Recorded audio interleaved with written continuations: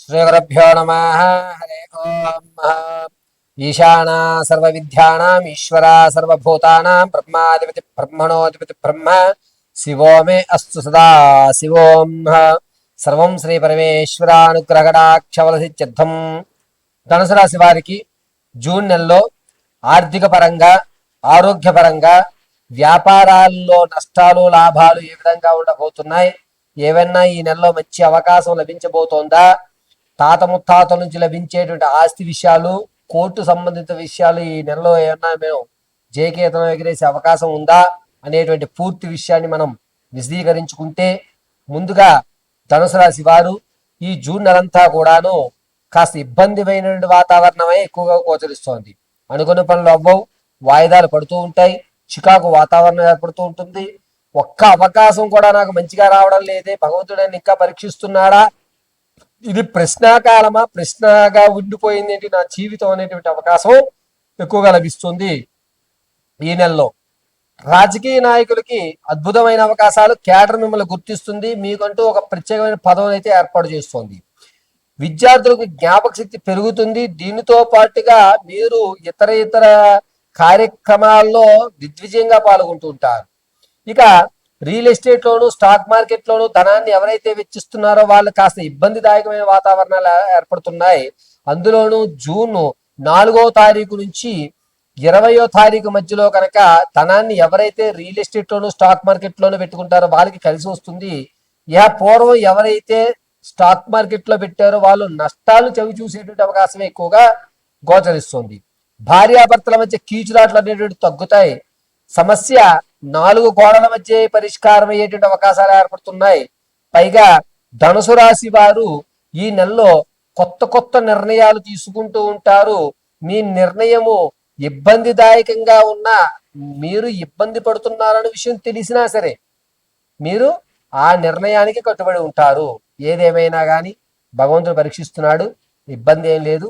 ఈ నెలలో కూడా నేను ఇలాగే మొండిగా ఎదరికి వెళ్తాను, ఏం జరుగుతుందో చూద్దాంలే, నిండా మునిగిపోయినోడికి లోతేమిటి అనేటువంటి విషయంలో ఎదరగ సాగడం జరుగుతూ ఉంటుంది. ఇక ఎవరైతే రైతులు పంటలు వేసి వారి యొక్క కోత సమయానికి ఉన్నారో కాస్త ఇబ్బంది పడేటువంటి అవకాశం లభిస్తుంది రైతుల విషయంలో. ఈ నెలలో రైతు కాస్త ఇబ్బందిదాయకమైన వాతావరణం ఏర్పడుతోంది కాబట్టి, అంత యోగదాయకంగా లేదు కాబట్టి భూసారాన్ని పెంచుకునేటువంటి మార్గాలను నిర్ణయించుకోవడం చాలా మంచిది. మీ యొక్క భూమిలో సారవంతం అనేది తగ్గడం వల్ల పంట అనేటువంటిది దిగుబడి తగ్గేటువంటి అవకాశం ఈ నెలలో గోచరిస్తోంది కాబట్టి రైతు ముఖ్యంగా ముందుగా ఈ నెలలోనే సాయిల్ టెస్టులు చేయించుకోండి. ఇది చెప్పదగ్గ సూచన. పైగా వ్యాపారాలు చేద్దాం అనుకున్నటువంటి వారికి మాత్రం పరోక్షంగా వ్యాపారాలు చేయండి. అది కూడా ప్లాస్టిక్ సంబంధించి కానీ, వాటర్ అంటే శీతల పానీయాలు, ఘనపానీయాలకు సంబంధించినట్టు కానీ చేయండి. ప్లాస్టిక్, ఈ 3 కూడా ధనుసు రాశి వారికి కలిసి వచ్చేటువంటి అవకాశంగా లభిస్తోంది. ఇక ధనుసు రాశిలో ఉన్నటువంటి వారు ఈ నెలంతా కూడాను ఏ పనిలోకి వెళ్దాం అనుకున్నా ఆ పనిలో ఆటంకాలు ఏర్పడడం, ఇది నేను చేయను, నాకు అవసరం లేదు అని దాన్ని విడిచిపెట్టడం, దాంతో కాస్త మానసిక ఒత్తిడిని మీరు తగ్గించుకోవడం జరుగుతుంటుంది. ఆర్థిక పరంగా ధనుసు రాశి వారు వచ్చేటువంటి జూన్ 9వ తారీఖు నుంచి 23వ తారీఖు మధ్యలో అనేక ఇబ్బందులు పడుతున్నారు. అప్పులు తీరకపోగా బయట నుంచి మరి కాస్త అప్పు తెచ్చేటువంటి జీవితాన్ని కొనసాగిస్తున్నారు. హెచ్చులకు వెళ్ళి అనవసరమైనటువంటి ఖర్చులు పెంచుకునేటువంటి అవకాశం గోచరిస్తోంది. పైగా ధనుసు రాశి వారు తాత ముత్తాతల నుంచి లభించేటువంటి ఆస్తి రాకపోగా వస్తుంది అనే భ్రమతో, ఏదో అయిపోతుంది అనేటువంటి విషయంతో మరి కాస్త ధనాన్ని దాని మీద కేటాయించడం జరుగుతుంది. కాబట్టి ధనం విషయంలో చాలా జాగ్రత్తగా ఉండండి. మీరు ధనాన్ని బినామీ పేరు మీద ఖర్చు పెట్టుకోవడం చాలా మంచిది. ఈ నెలంతా కూడా ధనుసు రాశి వారు అనేకమైనటువంటి ఇబ్బందులు పడేటువంటి వాతావరణమే గోచరిస్తూ ఉంది. ఇక ఈ ధనుసు రాశి వారు వ్యక్తిగతమైనటువంటి జాతకాన్ని తెలుసుకోవడానికి కింద స్క్రోల్ అవుతున్న నెంబర్ని సంప్రదించండి. ఒకవేళ మీకు date of birth, time, place of birth తెలియకపోతే మీ ఫోటోని పంపించడం, మేము అడిగేటువంటి 3 ప్రశ్నలకు మీరు సమాధానం చెప్పడం వల్ల గణాంక పరిణామాల ప్రకారంగా ధనుసు రాశి వారి భవిష్యత్తు ఏ విధంగా ఉండబోతోంది, మంచి అవకాశాలు ఎప్పుడు ఏర్పడుతున్నాయి అనేటువంటి విషయాన్ని మీకు క్షుప్తంగా వివరించి చెప్పడం జరుగుతూ ఉంటుంది.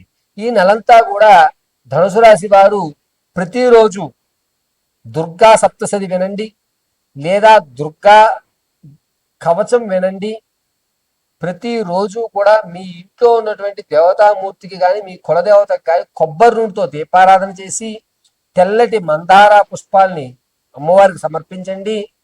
ఐం శ్రీమాత్రే నమః అనేటువంటి మహామంత్రాన్ని 108 సార్లు పఠించండి. ప్రతిరోజు కూడా ఈ ధనుసు రాశి వారు మెల్లో ఎర్రటి మాలని ధరించుకోవడం చాలా ఉత్తమం. ధనుసు రాశి వారు ఆరావాలి కుంకుమని కానీ లేదా అమ్మవారికి కుంకుమార్చన చేసిన కుంకుమని కానీ వృత్తాకారంగా ధరించండి. సర్వము పరమేశ్వరి కటాక్షం కలుగుతూ ఉంటుంది.